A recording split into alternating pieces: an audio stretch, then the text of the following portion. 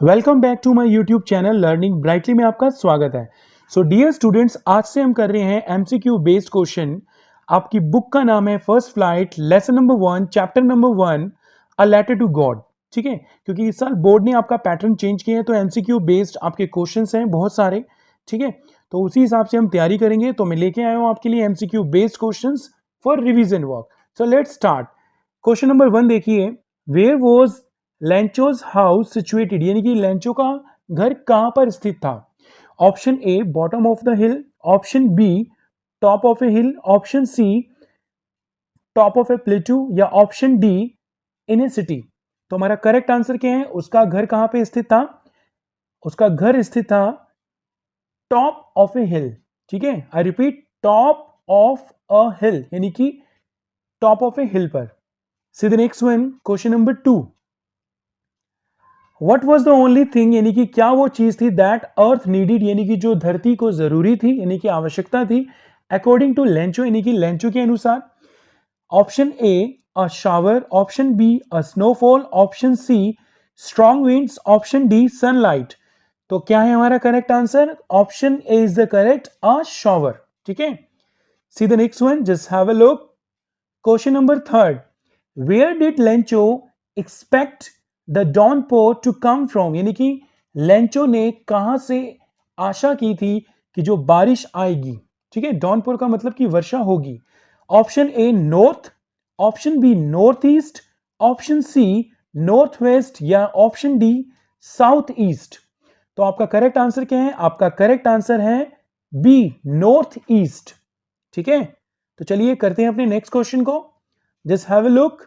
अगर आपने चैप्टर ध्यान से पढ़ा है और समझा है स्टोरी को, तो आपको अच्छे से सारे चैप्टर्स के ये जो एमसीक्यू बेस्ड है अच्छे से क्लियर होंगे। अगर नहीं भी हो रहे हैं तो प्लीज आप अपने आंसर को लर्न कर ले, ताकि आपको ये क्वेश्चंस अगर बोर्ड में आते हैं तो आपने अच्छे से करने हैं। ठीक है, तो चलिए करते हैं क्वेश्चन नंबर 4।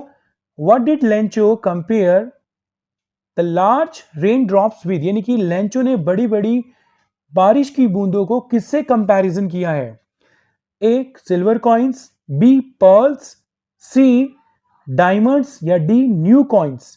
तो हमारा करेक्ट आंसर क्या है? New coins. ठीक है, just see the next one, question number 5।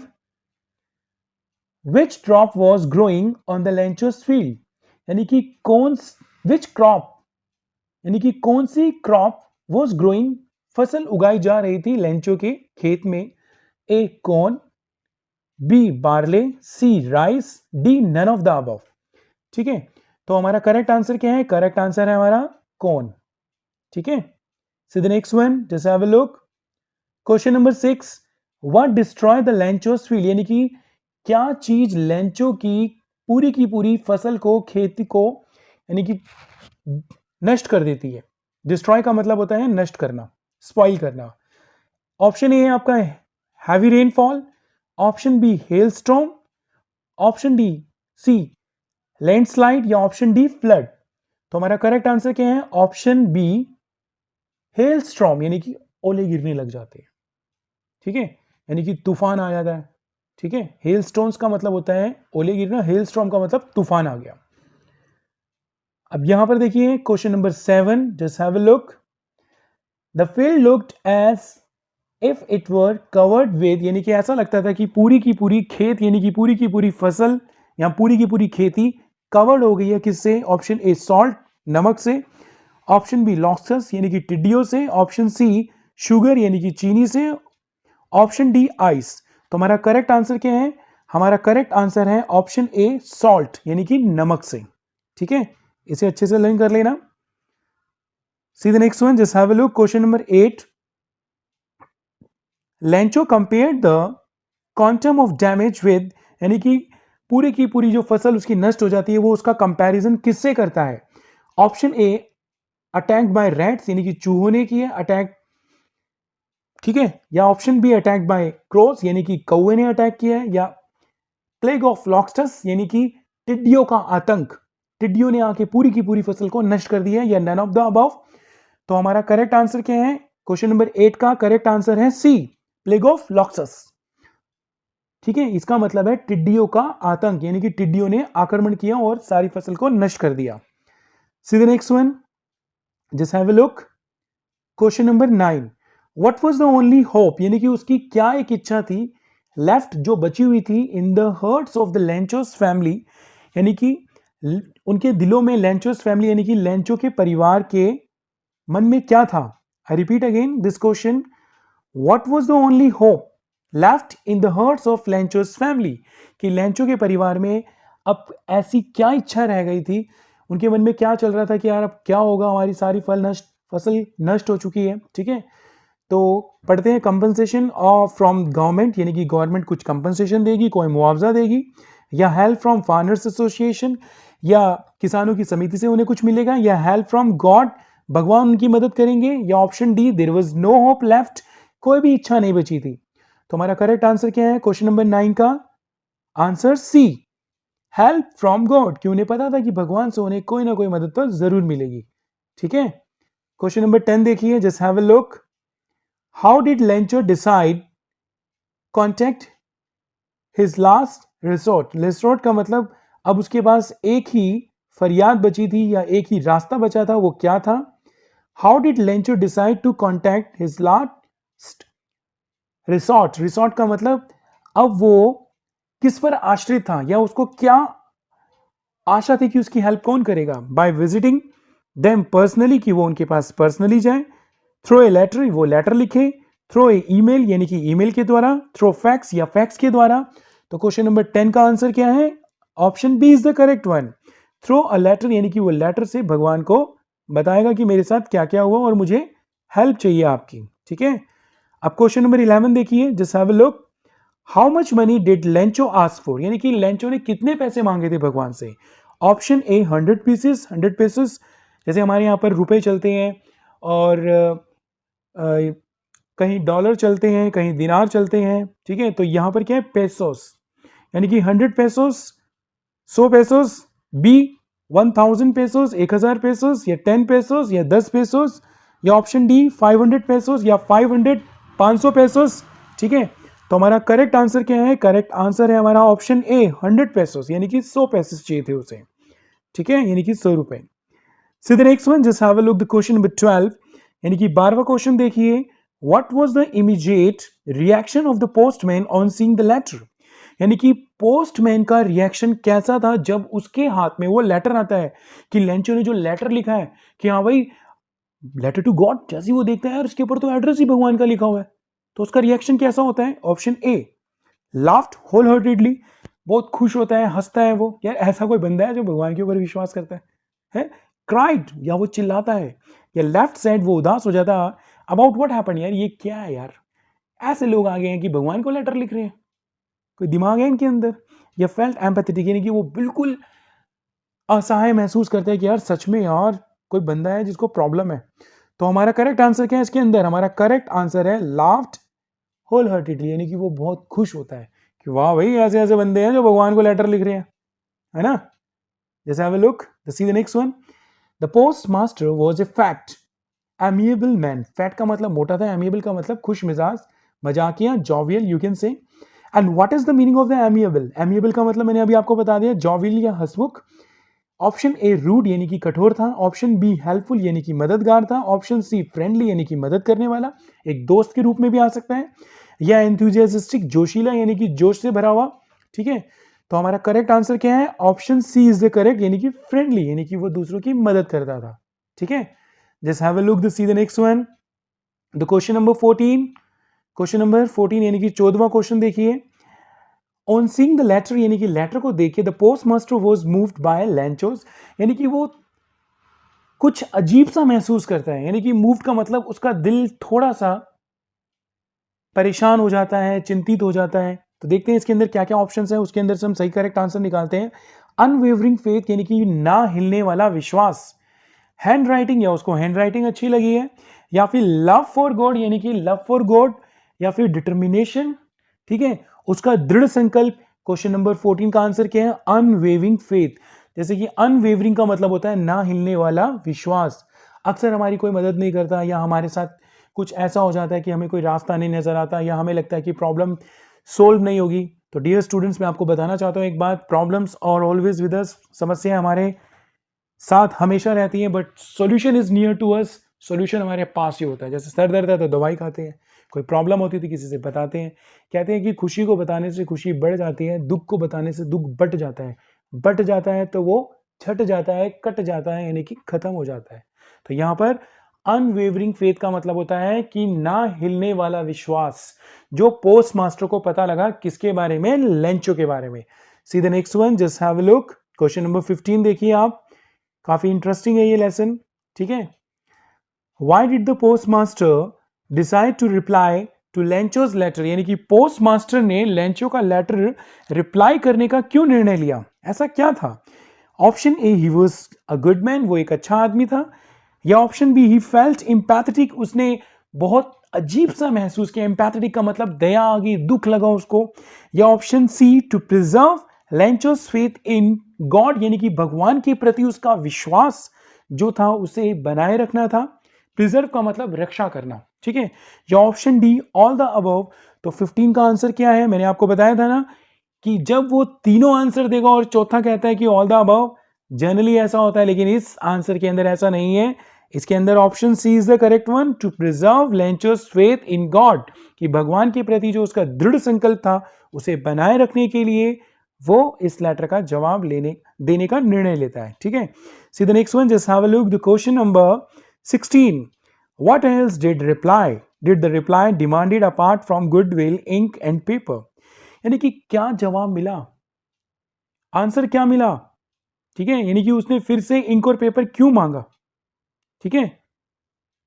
यानी कि किसने मांगा था ये, देखते हैं। मैं दोबारा से रिपीट करता हूं ताकि आपको क्वेश्चन अच्छे से समझ में आए।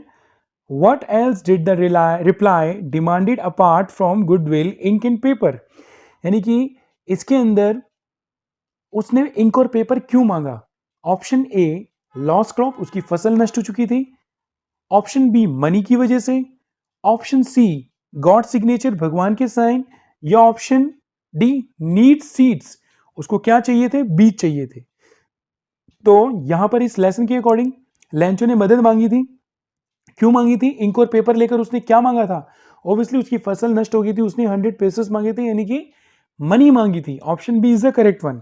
यानी कि इस क्वेश्चन में किसके बारे में है कि इंक और पेपर मांगने की क्या वजह थी उसकी, किसकी, लेंचो की, ठीक है। See the next one, question number 17, just have a look. How much money was the post master able to arrange, यानी कि पोस्ट मास्टर कितने रुपए अरेंज करने में सक्षम होता है। यानी कि I repeat again, how much money was the post master able to arrange, कितने रुपए वो अरेंज करता है? Option A 100 pieces, option B nil, option C 1000 pieces यानी कि 1000, या option D 70 pieces. So obviously you know very well, हमने अभी भी आगे आगे डिस्कस किया। Option D is the correct, 70 pieces, ठीक है। यानी कि 100 तो उसने मांगे थे, 70 उसने उपलब्ध कराए, ठीक है। Very good. चलिए see the next one, just have a look. Question number 18 देखिए। What did the post master feel, post master को कैसा महसूस होता है ऑन experiencing Lencho's receive the letter, जब लेंचो रिसीव द लेटर, जब उसको लेंचो का लेटर मिलता है, ठीक है। तो ऑप्शन ए क्या है, कंटेंडेड, यानी कि स्वीकृत होता है। ऑप्शन बी, प्राउड, वो प्राउड फील करता है, ठीक है। या फिर ऑप्शन सी, ओवरवेल्म्ड, बहुत ज्यादा खुश होता है। या ऑल द अबव, ये सारे के सारे सही है। तो ऑप्शन हमारा क्या है, A is the correct, contented. Contented का मतलब होता है वो एक तरह से कहता है कि संतुष्ट है, ठीक है यार, हमने इसकी हेल्प की है ना। और जैसे उसको लेटर मिलता है कहता है चलो कोई नहीं इसकी हेल्प करेंगे।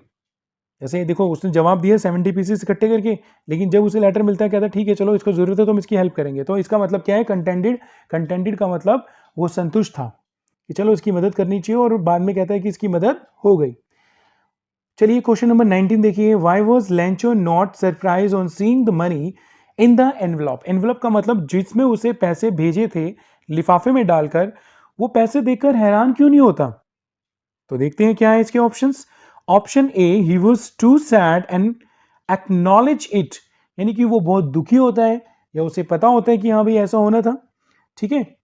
या फिर ही had unwavering faith in God, उसे ऑलरेडी भगवान पर अटूट विश्वास था जो कभी हिलने वाला नहीं था, या ही वॉज अनग्रेटफुल मैन, वो कभी भी आभार प्रकट नहीं करता, या नन ऑफ द अबव, इसमें से ऐसा कोई नहीं था answer.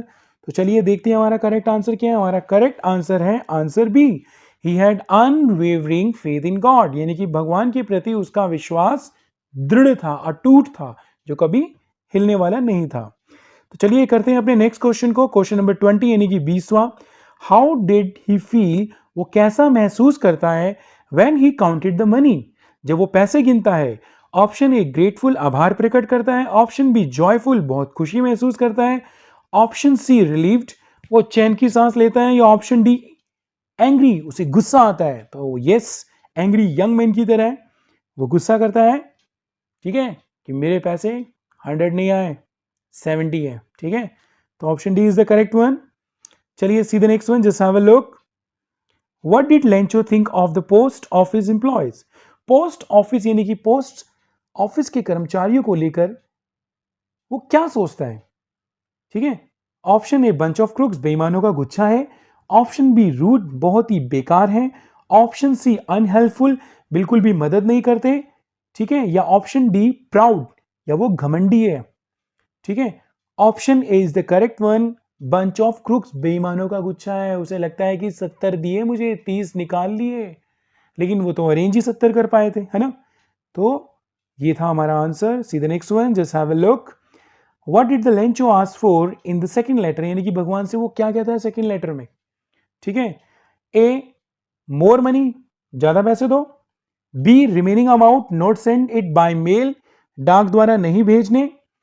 C remaining amount and send it by mail only, केवल मेल के द्वारा भेजो बाकी पैसे। या he did not ask anything, वो कुछ नहीं मांगता। तो चलिए देखते हैं हमारा करेक्ट आंसर क्या है। चलिए सोचिए, आप भी सोच लिया, चलो मैं बता देता हूं। Option B is the correct one, remaining amount and not send it by mail, ठीक है। बी ऑप्शन हमारा क्या है, करेक्ट है, और वो कहता है कि आप मेल के द्वारा नहीं भेजेंगे, ठीक है। So the next one, just have a look. 23, देखो मैं सारे ऑप्शंस इसलिए आपको अंडरलाइन कर रहा हूं कि आपको समझ आना चाहिए क्वेश्चन पूछा क्या है। दूसरा, मैं आपके लिए टिक इसलिए लगा रहा हूं कि आपको करेक्ट आंसर भी पता होना चाहिए, ठीक है। तो सी द नेक्स्ट वन, 23, 23वां हमारा है, what is the irony in this lesson. Irony का मतलब होता है सोचे कुछ हो जाए कुछ। जैसे मैंने सोचा, मान लो आज मौसम बड़ा अच्छा है यार, बारिश होगी और अच्छा लगेगा, लेकिन बारिश होती नहीं है, सूरज निकल आता है। या मैंने बोला आज तो बहुत गर्मी है यार, आज तो भाई सफोकेशन होगी, लेकिन थोड़ी देर बाद मौसम चेंज हो जाता है और बारिश शुरू हो जाती है। तो आयरनी का मतलब होता है कि विडंबना, ठीक है, सोचो कुछ हो जाए कुछ।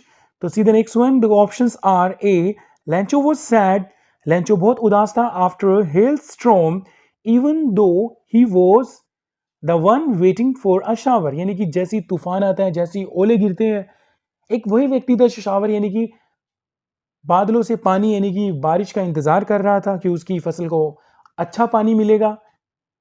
Option B post master laughed at Lencho but still help arrange money for him, या फिर पोस्ट मास्टर हंसा और उसकी मदद करता है फिर भी। या option C Lencho blame the post office employees who in fact help him, यानी कि जिन्होंने सच में उसकी मदद की उसी को उसने क्या कहा, आरोप लगाया, बेईमानों का गुच्छा कहा। या फिर ऑप्शन डी, देखिए ऑप्शन डी क्या है, देयर इज नो आयरनी, यानी कि कोई भी विडंबना नहीं थी। तो देखिए इसके अंदर मुझे लगता है, और ये करेक्ट आंसर भी है, लगता क्या है, option C is the correct one, Lencho blamed, Lencho ने आरोप लगाया द पोस्ट ऑफिस एम्प्लॉय, यानी कि उनके ऊपर, they are bunch of crooks, यानी कि बेईमानों का गुच्छा है, who in fact help him, जिन्होंने उसकी मदद की थी, ठीक है। चलिए करते हैं अपने क्वेश्चन नंबर 24 को, सेकंड लास्ट क्वेश्चन है ये इस लेसन का। What type of the conflict does the chapter highlight, किस प्रकार का द्वंद्व, किस प्रकार का युद्ध बताया गया है इस लेसन के अंदर।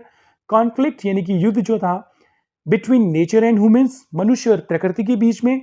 कॉन्फ्लिक्ट अमंग ह्यूमंस यानी कि मनुष्यों के बीच में। Conflict among God and nature, भगवान और प्रकृति के बीच में। Option D first and second are correct, यानी कि दोनों ही ऑप्शन सही हैं। तो ऑब्वियसली हमारा option D is the correct one, यानी कि हमारा फर्स्ट और सेकंड दोनों ही करेक्ट है, ठीक है। जैसे have a look the last not the least, जैसे हैव अ लुक, इस क्वेश्चन को देखिए। Who is the author of the lesson a letter to God? Please ध्यान रखना, कीप इन योर माइंड, हर किसी चैप्टर के ऑथर का नाम जरूर याद रखना है, चाहे वो पोयम हो, चाहे वो स्टोरी हो या बिहाइव, ठीक है, या फिर आपकी फुटप्रिंट्स विदाउट फीट। तो इसके अंदर हमारे ऑथर कौन कौन से हैं, just have a look. Option A GL Finches, option B JK Rowling, option C William Shakespeare, या ऑप्शन डी रोनाल्ड डॉल। तो हमारा ऑप्शन क्या है, GL Finches, option A is the correct one. क्या है हमारा answer, option A is the correct one, GL Finches. ठीक है, सो डियर स्टूडेंट्स, ये है हमारे MCQ based question lesson number 1, ठीक है, लेटर टू गॉड। तो प्लीज इसे आप याद करें और बोर्ड में अच्छे से अच्छे मार्क्स स्कोर करें। मिलते हैं अपनी नेक्स्ट वीडियो में, ठीक है। अगर आपको वीडियो पसंद आई तो प्लीज चैनल को सब्सक्राइब करें, वीडियो को लाइक करें और वीडियो को ज़्यादा से ज़्यादा स्टूडेंट्स को शेयर करें, अपने दोस्तों को जो भी 10th में है, ठीक है। Thank you so much for listening to me attentively and carefully and have a nice day. अगर आप चाहते हैं तो आप मुझे फेसबुक और क्या कहते हैं टेलीग्राम पे भी फॉलो कर सकते हैं और इंस्टाग्राम पे भी, ठीक है। Thank you so much, see you in the next video, till then good bye.